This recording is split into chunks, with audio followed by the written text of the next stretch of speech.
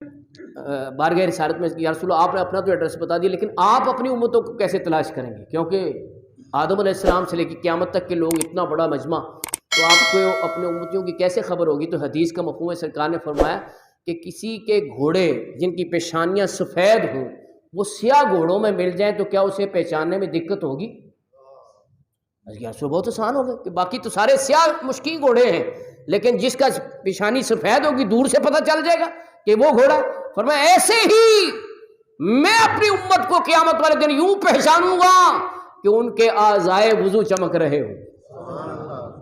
جو وضو کے اعضاء ہیں وہ کیا ہیں؟ چمک رہے ہوں گے، تو میرے امتی مجھے دور سے ہی پتہ چل جائیں گے یہ میرے امتی ہیں، کہ ان کے اعضائے وضو کے نور سے چمک رہے ہوں گے۔ اور فرمایا کہ تم میں سے جو چاہے وہ اس روشنی کو بڑھائے، اس روشنی کو بڑھائے۔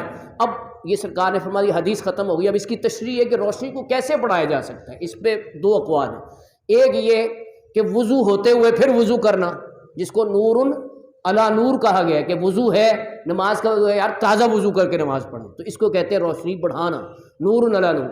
دوسرا قول یہ کہ کئی صحابہ کرام نے اختیار کیا، خاص طور پہ حضرت ابو ہریرہ نے اس کو اختیار کیا، وہ یہ ہے کہ جتنی حد مقرر ہے وضو میں دھونے کی اس سے زیادہ دھونا۔ تو حضرت ابو ہریرہ رضی اللہ تعالیٰ عنہ وضو میں جب پاؤں دھوتے تو پنڈلی تک دھو لیتے تھے، حالانکہ فرض کتنا ہے؟ ٹخنوں سمیت دھونا فرض ہے نا، لیکن وہ پنڈلی تک دھو لیتے تھے۔ تو پوچھا گیا کہ جی حکم تو یہ ہے کہ ٹخنوں سمیت دھوئیں، تو آپ پنڈلی تک دھو لیتے ہیں، تو اس کی کیا وجہ ہے؟ تو آپ نے یہ حدیث بیان کی کہ میں یہ چاہتا ہوں کہ اپنی روشنی کو اور بڑھاؤں، کہ اعضائے وضو چمکیں گے۔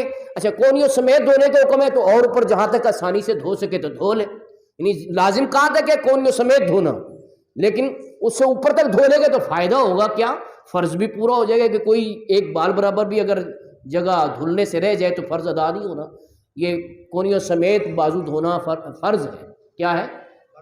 تو اگر اوپر تک دھوئے گا تو وہ روشنی بھی بڑھ جائے گی اور ہر قسم کا شک بھی نکل جائے گا۔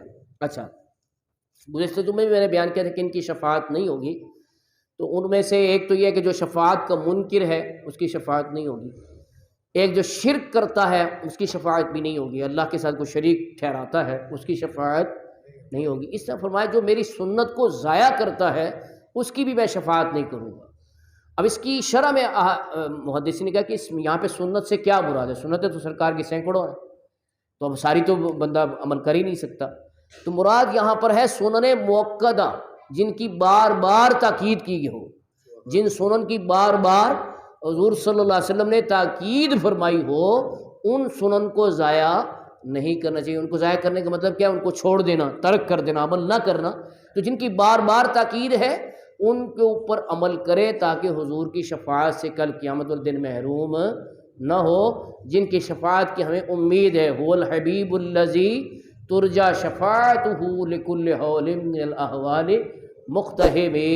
تو حضور کی وہ حبیب ایسے ہیں جن سے ہے شفاعت کی امید، وقت حول و خوف میں پیش آئیں گے جب رنج و غم۔ مولایا صلی وسلم دائما ابدا علی حبیبک خیر الخلق کلہم۔